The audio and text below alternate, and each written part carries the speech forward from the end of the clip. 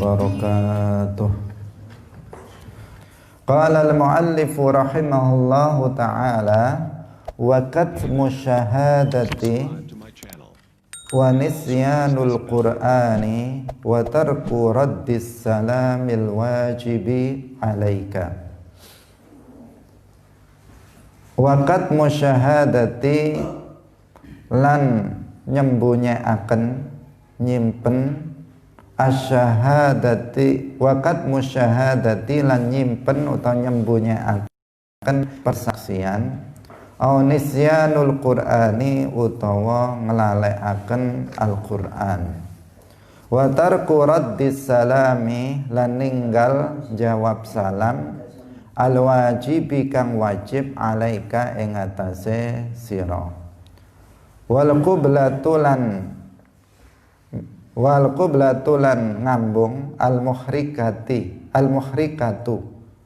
itu kafnya diganti kaf ya, al muhrikatu atau al muharrikatu kang gerakaken apa qiblah lil muhrimi maring wong kang ihram binusukin kelawan ibadah haji utawa umroh walisa imin lan kedue wong kang poso fardhon itu shaimnya cukup satu fardhon ing poso fardu waliman lan maring wong la takhillu kang ora halal apa qiblatuhu ngambung ing man. Hadirin hadirat pemirsa Madu TV yang dirahmati oleh Allah Subhanahu wa taala. Banyak sekali dosa lisan yang sudah kita bahas. Hari ini kita membahas beberapa bagian yang terakhir dari dosa-dosa lisan. Tetapi bukan berarti bahwa dosa lisan itu hanya yang maktub atau tertulis dalam kitab ini. Tentu masih banyak dosa-dosa lisan yang lainnya. Tetapi muallif menjelaskan banyak sekali yang sudah kita bahas, tetapi bukan berarti hanya ini. Tetapi masih banyak lagi dosa-dosa lisan yang lainnya yang tidak disebutkan oleh muallif. Hanya saja yang disebutkan muallif adalah yang sering terjadi dilakukan oleh manusia. Di antara dosa lisan berikutnya adalah menyembunyikan persaksian. Yang dimaksud dengan menyembunyikan persaksian ini yaitu apabila diminta oleh hakim untuk bersaksi. Sebagaimana telah kita jelaskan sebelumnya, dalam pembahasan sebelumnya sudah pernah kita jelaskan bahwa seseorang itu kalau tidak diminta oleh hakim untuk bersaksi, maka sebaiknya dia tidak usah bersaksi. Kalau tidak diminta oleh hakim untuk bersaksi, maka sebaiknya dia tidak bersaksi di depan pengadilan. Tetapi apabila diminta dia untuk bersaksi dan memang dia mengetahui, menyaksikan kejadian yang sedang diputuskan perkaranya, maka dia baru boleh untuk bersaksi. Tetapi telah kita jelaskan sebelumnya, itu apabila dia memang betul-betul melihat, bahkan dikatakan dalam hadis, jika dia melihat kejadian itu seperti dia melihat matahari, artinya sangat tidak ragu-ragu terhadap kebenaran apa yang dia lihat, maka dia di sini boleh untuk bersaksi. Nah, menyembunyikan persaksian itu termasuk dosa lisan apabila di sini persaksian apabila dia itu memang diminta oleh hakim untuk bersaksi. Nah, dia memang ada permintaan dari pengadilan agar dia bersaksi dan dia memang saksi atas kejadian itu, melihat secara nyata jelas, maka di sini dia diharuskan dia untuk bersaksi. Kalau dia tidak bersaksi, maka dia berdosa. Nah, kaum muslimin rahimakumullah, jadi tercela apabila seseorang itu nonyol-nonyol menjadi saksi padahal dia tidak diminta. Jadi nggak ada yang minta dia untuk menjadi saksi, tiba-tiba dia datang begitu saja mengatakan saya ingin bersaksi, saya ingin menjadi saksi atas perkara ini. Itu sesuatu yang mazmum, sesuatu yang tercela. Tetapi jika hakim meminta, pengadilan meminta dia untuk menjadi saksi, maka dia hukumnya wajib dia untuk bersaksi dan tidak boleh dia menyembunyikan persaksiannya. Nah, kaum muslimin yang dirahmati oleh Allah Subhanahu wa ta'ala, ini kecuali dalam persaksian khizbah. Kalau dalam persaksian khizbah, maka seseorang wajib bersaksi meskipun tidak diminta.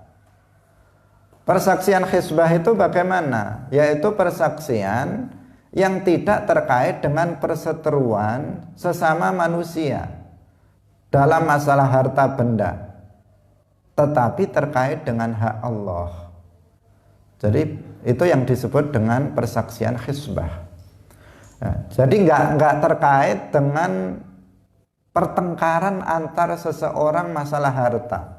Nah, ini yang rawan itu apa? Dua orang bertengkar masalah harta.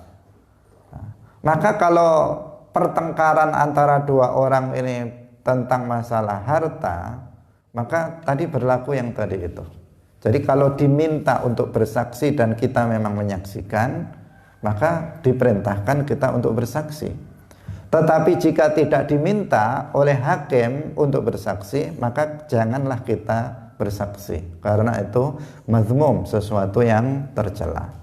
Tetapi jika persaksian itu disebut dengan persaksian khizbah, yaitu yang terkait dengan hak Allah, misalnya masalah tolak, masalah memerdekakan budak, masalah nasab, masalah iddah, masalah balik, Islam, kekufuran, wasiat, wakaf, misalnya meninggalkan sholat dan seterusnya, maka di sini seseorang silahkan, bahkan terkadang menjadi dia wajib untuk bersaksi meskipun dia tidak diminta untuk bersaksi.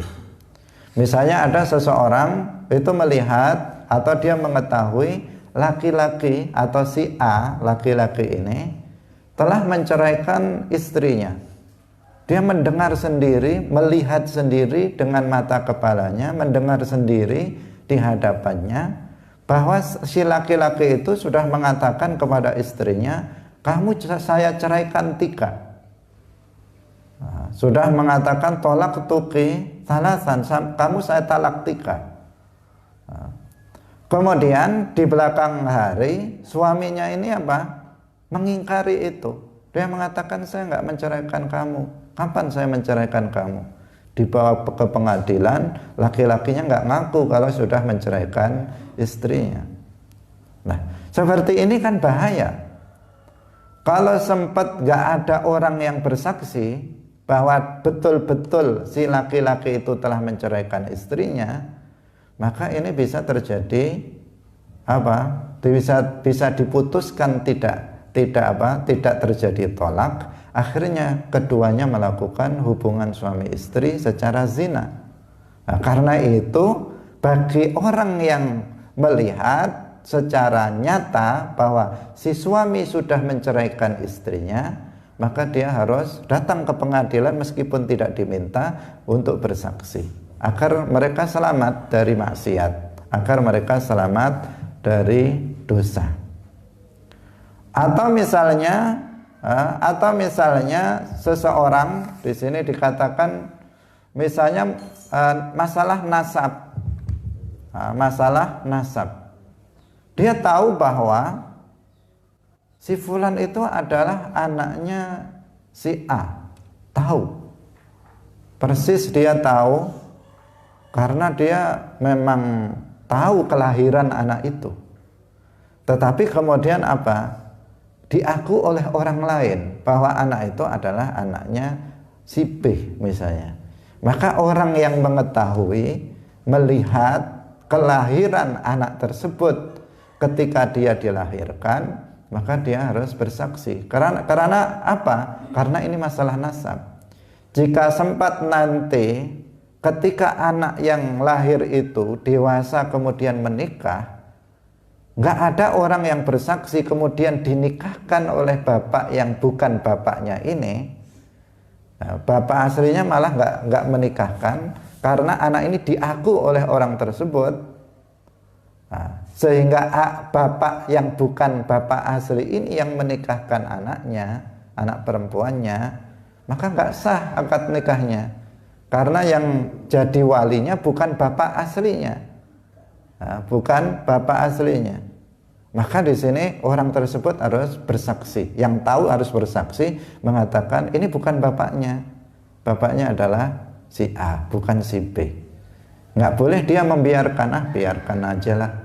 Nah, nggak boleh, dia harus menjadi saksi, memberitahukan di hadapan hakim atau di hadapan orang banyak bahwa itu adalah bukan bapaknya.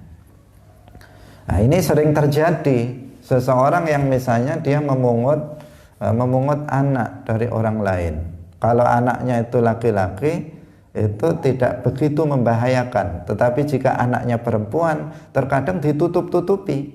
Sampai ketika menikah pun tidak diberitahu tentang bapak aslinya.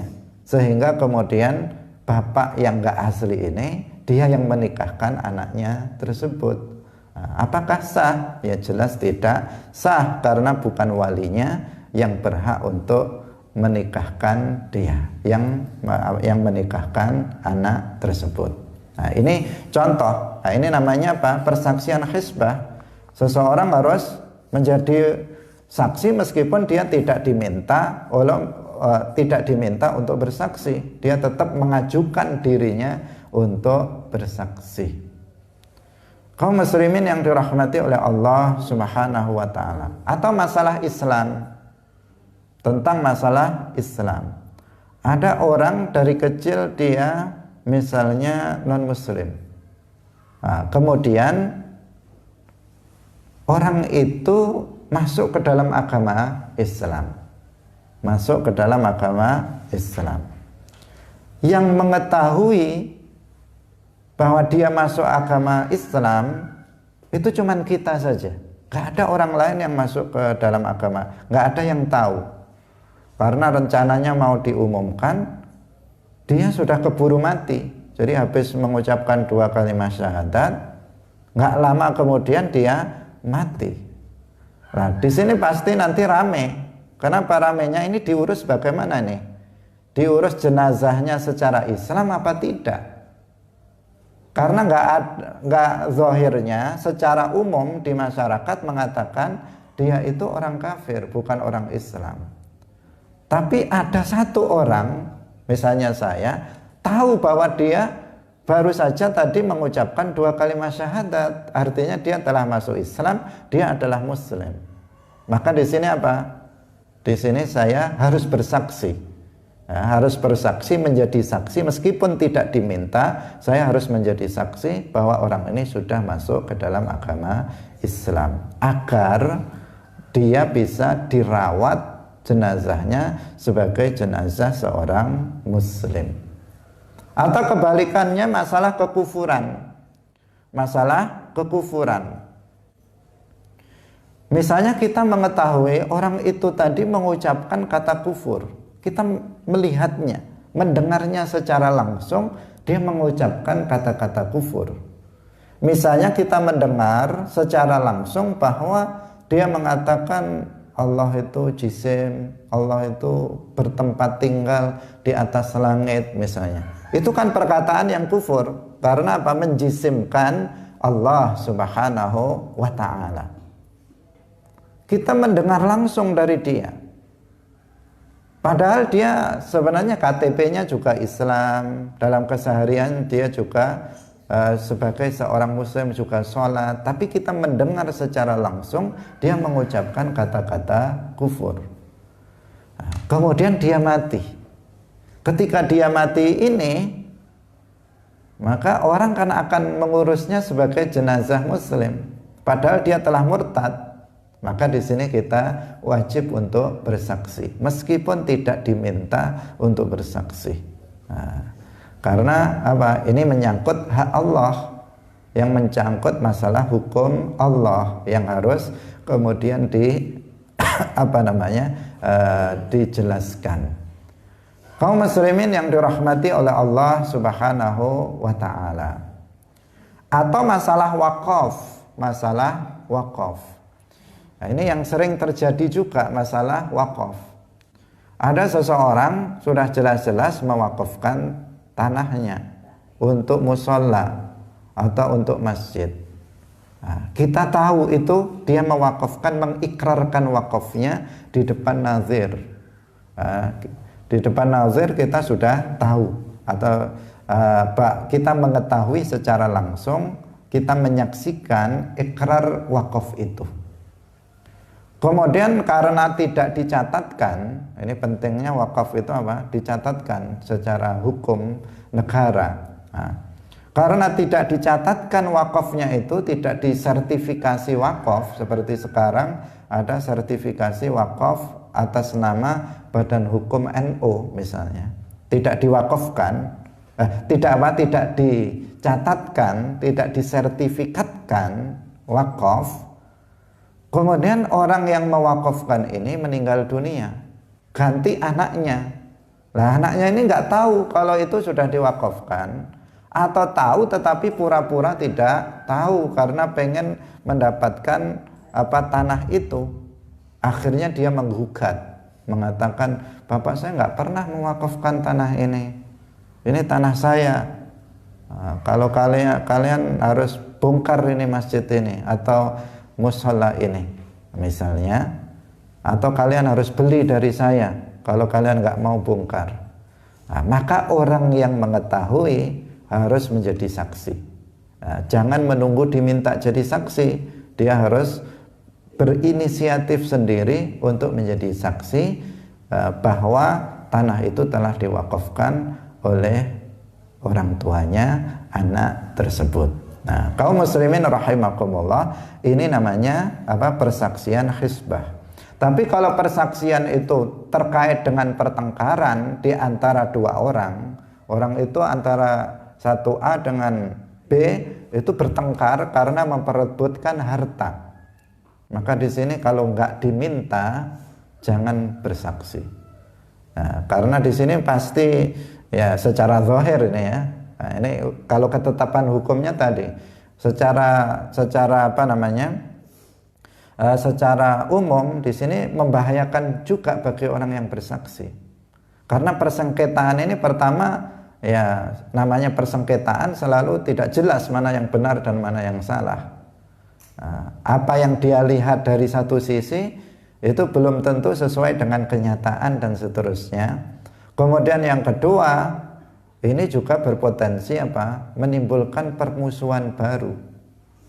Nah, si A sama B sudah bermusuhan, kita tiba-tiba datang menjadi saksi membela si A, maka si B akan memusuhi dia juga dan seterusnya, sehingga menjadi kacau masalahnya. Maka kalau masalah yang seperti ini sebaiknya jangan bersaksi, kecuali apabila diminta oleh hakim untuk bersaksi, maka baru kita bersaksi di depan pengadilan.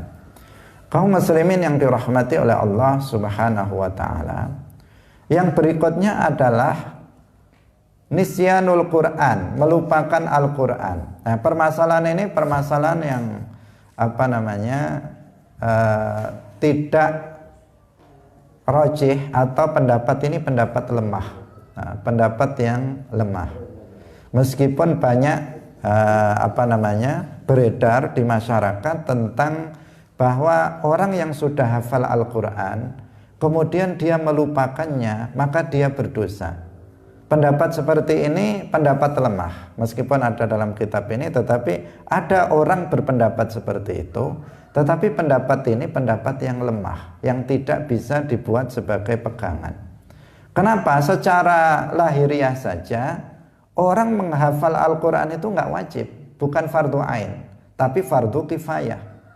Saya ulangi lagi, hukum menghafal Al-Quran seluruhnya dari awal sampai akhir itu hukumnya fardu kifayah, bukan fardu ain. Nah, orang nggak hafal Al-Quran saja, selama dalam kampung itu masih ada yang hafal Al-Quran, itu dia nggak berdosa. Masa sudah hafal seluruhnya, kemudian lupa 1 ayat 2 ayat, kemudian menjadi dosa? Bagaimana itu? Nah, dari sisi logika itu sudah memang pendapat seperti ini janggal, ya. Pendapat seperti ini adalah janggal. Jadi yang benar apa? Yang kuat, pendapat yang kuat itu tidak dosa, tidak dosa. Tetapi eman apabila seseorang sudah hafal Al-Quran, kemudian dia karena kelalaiannya, kemudian dia tidak, atau kemudian hafal separuh atau seluruhnya, itu sangat disayangkan, sangat eman sekali. Tetapi tidak berarti orang tersebut kemudian jatuh kepada dosa. Ini menurut pendapat yang kuat. Nah, tetapi tidak dinafikan bahwa ada orang yang berpendapat seperti itu. Tetapi menurut para ulama ini pendapat yang lemah.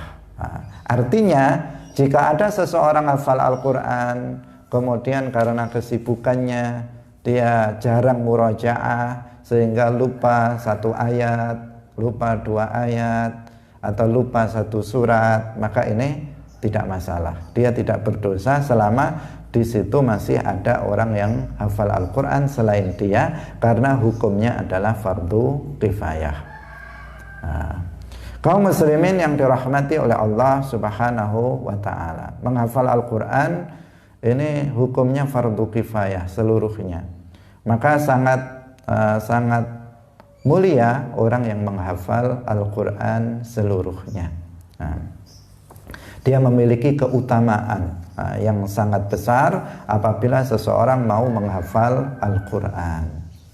Para ulama zaman dahulu itu rata-rata di usia yang masih remaja, masih kecil, itu mereka sudah menghafal Al-Quran. Karena memang Al-Quran itu adalah sumber ajaran Islam.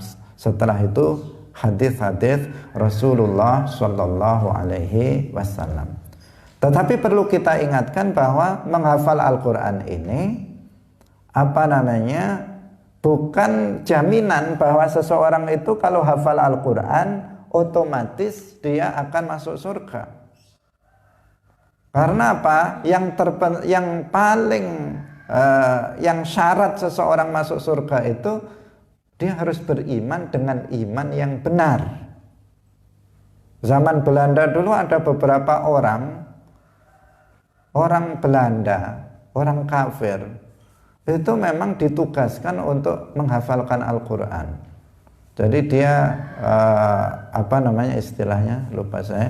Dia belajar Islam, menghafal Al-Quran, tujuannya untuk merusak, mencari kelemahan Islam. Itu zaman dulu ada yang seperti itu. Apakah dia masuk surga dengan hafal Al-Quran? Tidak.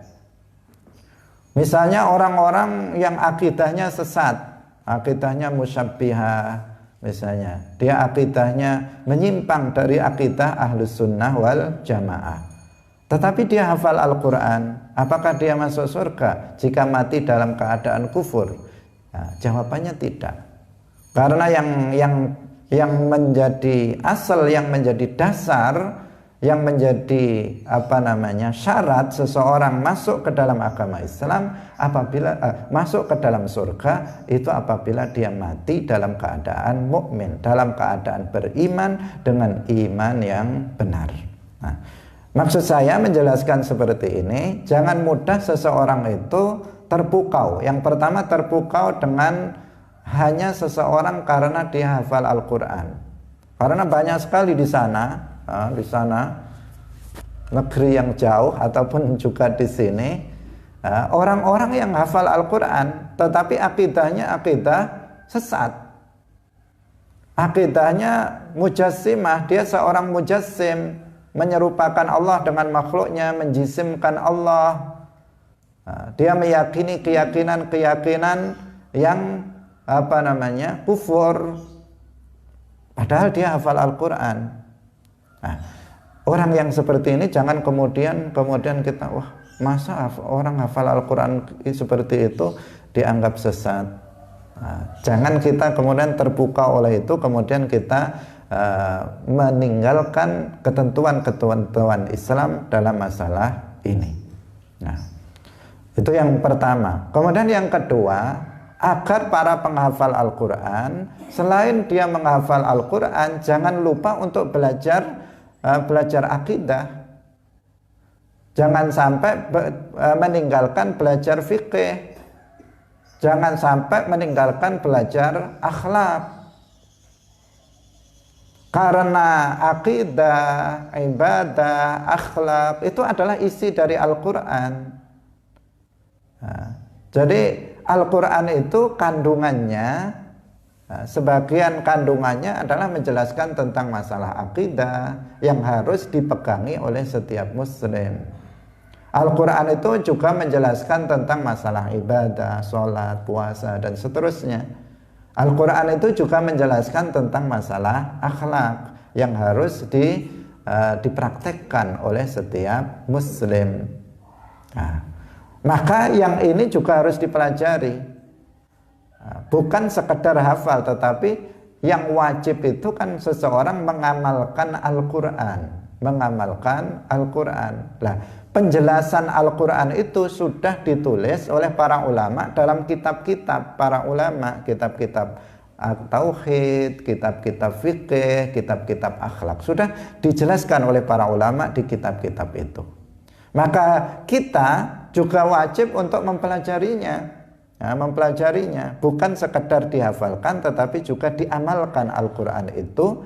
Cara mengamalkannya, karena kita tidak bisa langsung memahami Al-Quran sendiri, maka kita merujuk kepada kitab-kitab para ulama yang kita pelajari secara talaqi, ngaji langsung kepada para kiai. Nah, ini penting untuk diingatkan, karena ada kecenderungan sebagian orang yang hafal Al-Quran kemudian kemudian dia sudah tidak belajar ilmu akidah, ilmu ibadah lagi. Jadi dia sejak kecil sudah hafal Al-Quran, kemudian dia sibuk dengan murojaah Qurannya, setiap hari baca Quran, kemudian dengan alasan itu dia mengatakan nggak sempat belajar akidah, nggak sempat belajar ibadah, tidak sempat belajar akhlak. Ngaji terus menerus siang malam murojaah agar tidak lupa, atau untuk persiapan MTQ di sana, MTQ di sana, dan seterusnya. Kemudian dia nggak belajar lagi ilmu tentang akidah, fikih, dan seterusnya. Maka ini nanti membahayakan dia, karena nanti tidak ada yang tidak bisa dipastikan bahwa akidahnya itu benar, fikihnya ibadahnya itu sah, akhlaknya baik, itu nggak bisa dipastikan. Nah, karena itu dia tetap juga wajib untuk belajar ilmu agama secara umum, karena ilmu agama ini adalah kandungan daripada Al-Quran. Jadi bukan sekedar menghafal, tetapi juga mengamalkan Al-Quran. Kalau kita melihat bagaimana para ulama zaman dahulu ketika mereka belajar, maka menghafal Al-Quran ini adalah salah satu hal yang pertama kali dilakukan. Setelah itu menuntut ilmu yang lain. Bagaimana Imam Syafi'i umur 7 tahun sudah hafal Al-Quran. Apakah beliau berhenti dengan hafalan Al-Quran? Tidak, beliau datang dari satu guru ke guru yang lain, termasuk menghafal hadis-hadis, datang kepada Imam Malik, menghafalkan kitab Muwatta, dan seterusnya. Sehingga ratusan ribu hadis hafal. Dan berbagai permasalahan dalam masalah fikih beliau juga hafal. Ini apa? Ini yang harus kita teladani. Nah, mereka para ulama dalam belajar menghafalkan Al-Quran sangat penting sekali. Setelah itu kemudian berpijak dari hafalannya terhadap Al-Quran, maka memudahkan dia untuk mempelajari ilmu-ilmu agama, memahami Al-Quran dengan benar. Nah, ini yang kedua yang kita ingin sampaikan, agar kita tadi yang awal kita tidak hanya semata-mata menghafal akan Al-Quran dengan menganggap kalau sudah hafal Al-Quran berarti sudah selamat. Tetapi kita harus juga belajar memahami Al-Quran. Tentu kalau kita Ahlus Sunnah wal Jamaah tidak memahaminya secara langsung dari Al-Quran itu atau dengan membaca terjemahannya, tetapi kita memahami Al-Quran dengan cara ngaji, belajar, hadir dalam majelis ilmu kepada para kiai, kepada para ulama. Kaum muslimin yang dirahmati oleh Allah Subhanahu wa ta'ala, di antara maksiat lisan berikutnya adalah tarku raddis salamil wajibi alaika. Tidak menjawab salam yang wajib bagi kamu. Nah, di sini diberi kata-kata al-wajib. Karena hukum menjawab salam itu dirinci, nggak selalu wajib, ada rinciannya. Di antara dasar tentang kewajiban menjawab salam itu, nah ini yang hukum dasarnya adalah firman Allah Subhanahu wa ta'ala dalam surat An-Nisa ayat 86. Wa idza khuyyitum bitahiyyatin fahayyu bi ahsana minha aw rudduha. Apabila kalian itu diucapi salam, diberikan ucapan selamat, maka fahayyu, maka kalian berilah ucapan selamat atau berupa salam bi ahsana minha, dengan yang lebih baik darinya atau yang sama dengannya. Nah, kalau ada orang mengatakan assalamualaikum, maka jawablah dengan waalaikumsalam warahmatullah, yang lebih baik dari yang mengucapkannya. Kalau yang mengucapkan salam misalnya assalamualaikum warahmatullah, kita jawab waalaikumsalam warahmatullahi wabarakatuh. Nah, misalnya itu cara menjawab salam. Tetapi apabila dijawab dengan yang sama, assalamualaikum, waalaikumsalam, assalamualaikum, assalamualaikum warahmatullah, waalaikumsalam warahmatullah misalnya, maka itu juga baik ya. Ini ketika menjawab salam, kita dalam kondisi menjawab salam yang diwajibkan, maka kita wajib menjawab salam. Misalnya ada saudara kita sesama muslim, dia mengatakan kepada kita assalamualaikum, langsung jelas ditujukan kepada kita, maka kita mengatakan kepada saudara kita muslim itu waalaikumsalam warahmatullah. Nah, kita menjawab salam. Nah, mengucapkan salam itu hukumnya sunnah, tetapi menjawab salam itu hukumnya wajib. Nah, ini adanya dalam dalam mengucapkan salam. Tetapi mengucapkan salam itu lebih mulia daripada menjawabnya. Meskipun hukumnya di sini kalau menyampaikan salam hukumnya sunnah, tetapi menjawabnya hukumnya wajib. Tetapi antara yang mengucapkan salam dengan yang menjawab, lebih baik yang mana? Lebih baik yang mengucapkan salam lebih dulu. Itu. Jadi sebelum orang mengucapkan salam, kita dulu assalamualaikum terlebih dahulu, sebelum orang lebih dulu mendahului kita dalam mengucapkan salam. Kaum muslimin yang dirahmati oleh Allah Subhanahu wa ta'ala. Nah, budaya mengucapkan salam ini yang kurang di kalangan kita, Nah, sering kita kalau ketemu, termasuk saya juga, kalau ketemu orang itu paling cuman mengucapkan monggo, Pak D, Mbok D, itu aja. Nah, semestinya assalamualaikum, setiap ketemu assalamualaikum, mestinya seperti itu. Nah, tetapi itu budaya itu belum dilakukan oleh kebanyakan di antara kita di sini, di Indonesia atau di daerah kita lah. Kita tidak mengatakan di Indonesia, tetapi di daerah kita ini. Nah, sebaiknya sebenarnya sebelum kita menegur yang lain, kita membacanya assalamualaikum. Karena itulah teguran orang Islam terhadap sesama muslim itu adalah dengan salam, assalamualaikum. Nah, meskipun mengucapkan yang seperti itu. Nah, kaum muslimin yang dirahmati oleh Allah, pemirsa Madu TV yang berbahagia,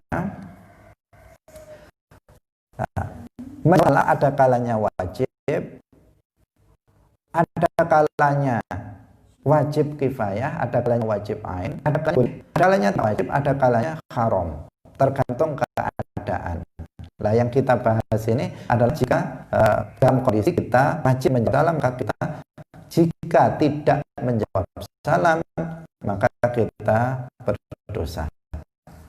Nah, kapan menjawab salam itu hukumnya wajib ain? Yaitu apabila disampaikan secara oleh seorang muslim yang mukallaf, baligh dan berakal kepadanya arif misalnya, orang itu langsung mengatakan, wahai arif, assalamualaikum misalnya, itu kan jelas seorang mukallaf. Jadi satu dia wajib untuk menjawab waalaikumsalam atau waalaikumsalam warahmatullahi wabarakatuh. Ini nah hukumnya menjawab salam di sini. Yang kedua adalah fardu kifayah, yaitu apabila disampaikan oleh seorang muslim mukallaf kepada banyak jamaah, baik laki-laki maupun perempuan di situ. Maka di sini hukumnya fardu kifayah. Seperti dalam majelis seperti ini, dalam majelis satu kali kemudian mengucapkan assalamualaikum warahmatullahi wabarakatuh. Kemudian hanya dua orang yang menjawab waalaikumsalam warahmatullahi wabarakatuh. Yang lain apa? Yang lain ngomong sendiri, ngobrol sendiri dengan kawannya. Nah, apakah berdosa? Tidak berdosa. Nah, jadi yang wajib menjawab itu hanya sebagian. Jika sebagian sudah ada yang menjawab, maka yang lain tidak berdosa. Nah, jadi tidak harus dikompakkan ya. Misalnya kemudian mubalaghahnya kita ulangi lagi karena belum kompak dijawab lagi. Itu tidak harus seperti itu. Nah, kalaupun seperti itu nggak masalah. Tetapi tidak harus mubalagh itu kemudian mengulangi salamnya lagi alasannya belum kompak. Nah, karena apa? Menjawab itu fardu kifayah.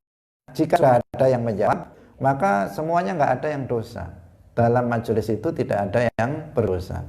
Karena salam ini ditujukan untuk banyak orang, tidak tertentu pada orang tertentu.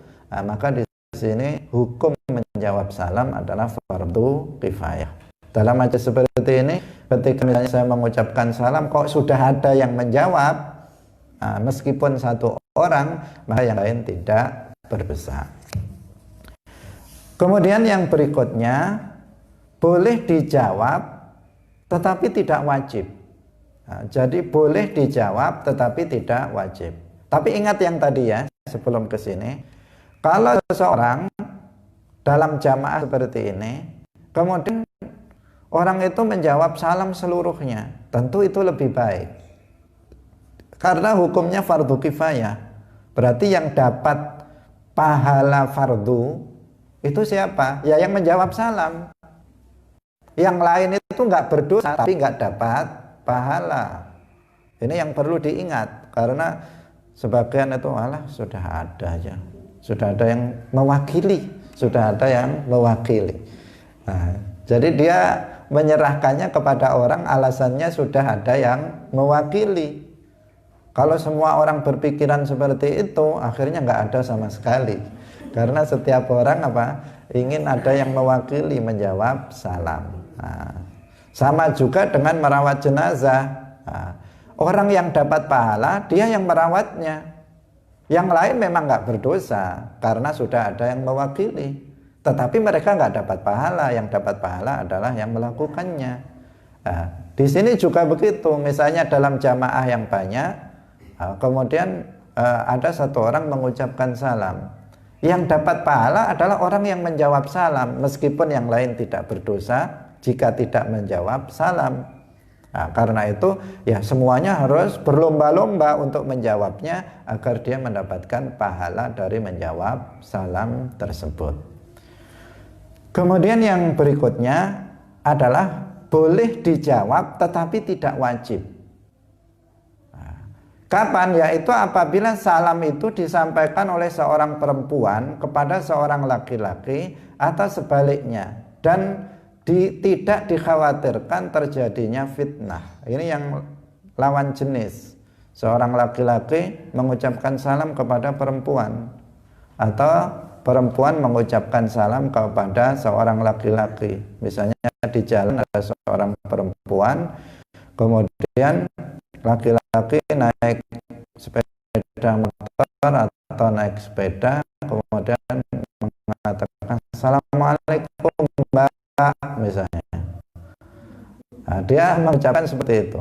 Nah, tidak dikhawatirkan fitnah, tidak dikhawatirkan fitnah, dia boleh menjawabnya, tetapi tidak wajib. Tapi jika dikhawatirkan itu terjadi fitnah, maka dia jangan menjawabnya. Nah, misalnya laki-laki ini biasa mengucapkan salam. Kalau ketemu laki-laki aja pernah mengucapkan salam, mengucapkan kepada orang tua juga nggak pernah mengucapkan salam. Tapi kalau ketemu si dia, meski mengucapkan salam, ini kan berarti ada maksud ini. Dia sholat aja enggak, dia mengerjakan ajaran agama enggak. Tapi kalau dia lihat misalnya perempuan cantik pakai kerudung, anak pondokan, dia mesti mengucapkan salam. Ini ada tujuan lain ini. Ini namanya apa? Menimbulkan untuk fitnah. Yang seperti ini jangan dijawab, karena jika dijawab nanti orang itu akan keterusan senang, kemudian merasa dapat hati dan seterusnya. Nah, ini yang ketiga. Kemudian yang keempat, tidak wajib menjawab salam yang disampaikan oleh ahli bid'ah dalam akidah yang tidak sampai pada kekufuran. Jadi ada ahli bid'ah, ya orang yang sesat, tetapi sesatnya memang tidak sampai kepada kekufuran. Nah, tidak sampai kepada kekufuran, maka di sini tidak wajib kita menjawab salam dari dia. Yang kelima, haram menjawab salam dari orang kafir. Nah, ini sekarang sudah tren orang kafir itu bisa membaca salam, bahkan kadang lebih fasih dari orang Islam. Nah, jadi dia menjawab salamnya fasih sekali. Assalamualaikum warahmatullahi wabarakatuh. Ada. Karena ini sudah semacam apa? Semacam menjadi salam nasional. Jadi ada salam, biasanya orang itu salamnya bisa 3 sampai 4 kali. Salam menurut Islam, sama menurut agama ini, sama memiliki cara ketika jatuh. Terkadang non muslim itu juga mengucapkan salam kepada orang-orang Islam. Maka di sini apa? Maka di sini haram kita menjawabnya. Jangan menjawabnya Waalaikumsalam, atau menjawabnya dengan yang lebih baik, Waalaikumsalam warahmatullahi wabarakatuh. Jangan dilakukan seperti itu. Jangan dilakukan seperti itu. Tetapi jika orang kafir itu mengucapkan salam pada kita boleh menjawabnya dengan wa'alaikum, gitu ya. Waalaikumsalam. Tapi wa'alaikum saja. Kalau misalnya rame, kita banyak orang ya dimanya. Kalau misalnya langsung di jalan ada orang kafir, non muslim, kemudian dia mengatakan assalamualaikum Arif, kita mengatakan waalaikum, jangan jawab waalaikumsalam. Itu tata caranya dalam membaca menjawab salam jika ada orang non muslim itu menyampaikan salam kepada kita. Kaum muslimin yang dirahmati oleh Allah, ada perhatian. Ada perhatian perlu untuk kita perhatikan. membaca salam kepada orang yang sedang mengeluarkan kotoran pada saat buang hajat atau saat makan di mulut, itu hukumnya makruh.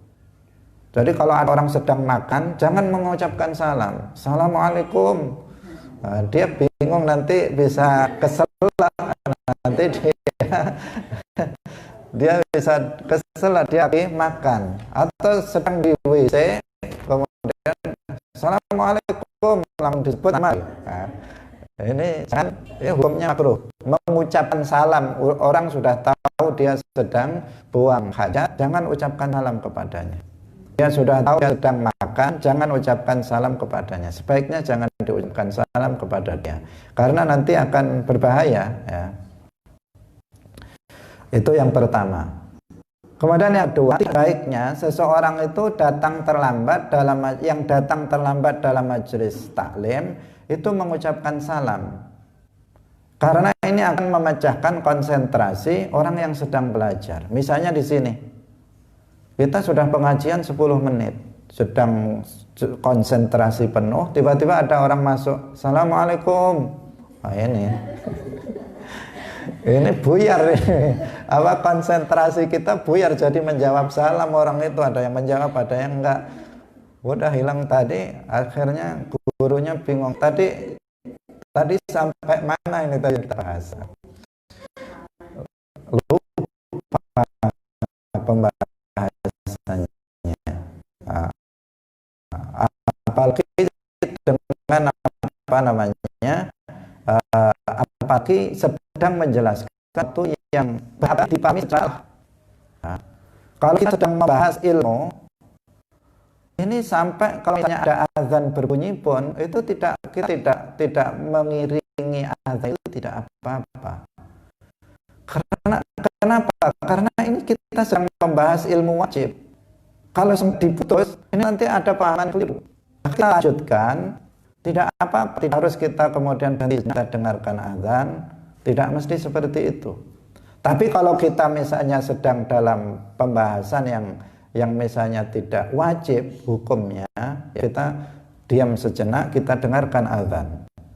Tetapi kalau kita sedang serius membahas ilmu yang wajib, maka tidak masalah apabila kita kemudian tidak diam untuk mendengarkan azan. Ini karena pentingnya kita konsentrasi dalam belajar ilmu agama, biar tidak terjadi kesalahan dalam pemahaman ilmu agama. Nah, termasuk tadi seseorang, salah satu adabnya, kalau kamu misalnya terlambat datang dalam majelis ilmu, ya sudah langsung masuk aja, udah langsung masuk, duduk gitu aja. Duduknya pun di pojok aja, jangan di depan. Nah, dia datang terlambat, kemudian dia duduk sini, sehingga yang hadirin semuanya lihat dia. Ini mengganggu konsentrasi. Kalau dia terlambat, udah duduk di belakang, di pojok sana, orang biar nggak tahu. Nah, karena ini sedang konsentrasi membahas ilmu agama itu, kalau sempat salah paham, ini jadinya masalah. Misalnya gurunya mengatakan tidak boleh, kemudian pas ngomong tidak itu pas sibuk, dengarnya boleh. Nah, akhirnya apa? Yang tidak boleh menjadi boleh, gara-gara tidak konsentrasi. Itulah pentingnya seseorang majelis ilmu itu harus dijaga konsentrasinya. Nah, ini perhatian yang kedua. Nah, yang ketiga, menjawab salam yang disampaikan oleh seorang anak kecil yang belum baligh, itu ada khilaf di antara para ulama. Kalau anak kecil yang mengatakan Assalamualaikum, itu bagaimana? Maka sebagian ulama mengatakan ya wajib dijawab, sebagian mengatakan tidak wajib dijawab. Yang sepakat itu jika yang menyampaikan itu sudah mukallaf, baligh, berakal, maka kita wajib menjawabnya sebagaimana rincian yang tadi sudah kita sebutkan. Hadirin yang dirahmati oleh Allah, yang terakhir dari dosa lisan yang disebutkan dalam kitab ini adalah mencium bagi orang yang sedang ihram haji atau umroh. Jadi mencium istrinya bagi orang yang haji atau umroh dengan syahwat. Nah, jika tidak dengan syahwat maka tidak haram. Ini yang dimaksud al-muharrikah, itu artinya dengan syahwat. Jadi orang kalau sedang ihram haji, ihram itu berarti dia sedang dalam prosesi haji. Dia sudah memakai pakaian ihram, sudah berniat untuk ihram umroh atau haji. Maka sebelum dia tahallul menyelesaikan ibadah hajinya atau umrohnya, maka dia tidak boleh mencium istrinya dengan syahwat. Jika itu dilakukan maka dia berdosa. Tapi jika tanpa syahwat maka hukumnya tidak haram. Nah, kemudian yang berikutnya adalah dosa lisan, mencium bagi orang yang sedang puasa wajib jika dikhawatirkan keluar mani.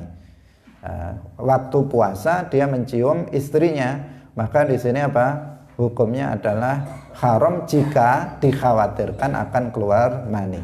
Tetapi jika orang tersebut sedang puasa sunnah maka tidak haram. Ini puasa wajib, puasa fardu.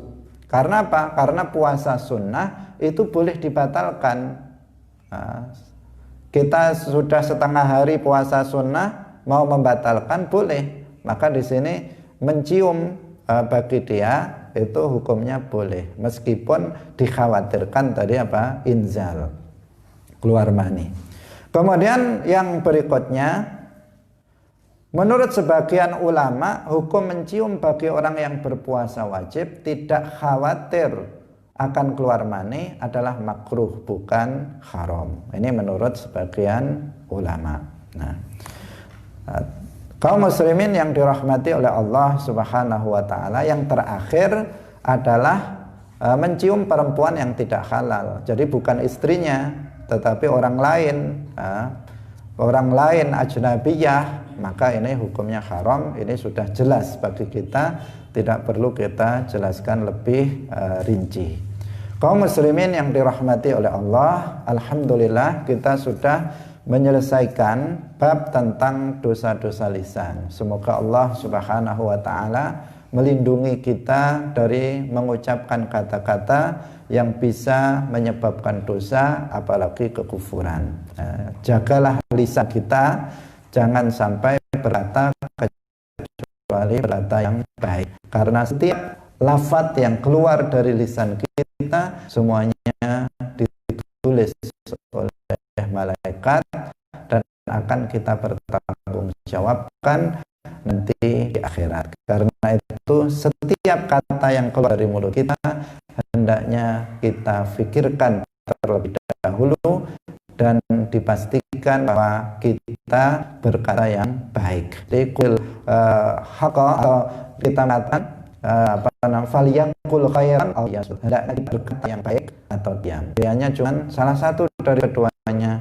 Kalau kamu bisa bicara baik, silahkan bicara. Kalau nggak bisa berkata yang baik, maka diamlah. Maka memperbanyak diam adalah salah satu kunci dari keselamatan seseorang baik di dunia maupun di akhirat. Alaika bitul samti ya sahibal hijah sama fi dunya wa yaumil qiyamah.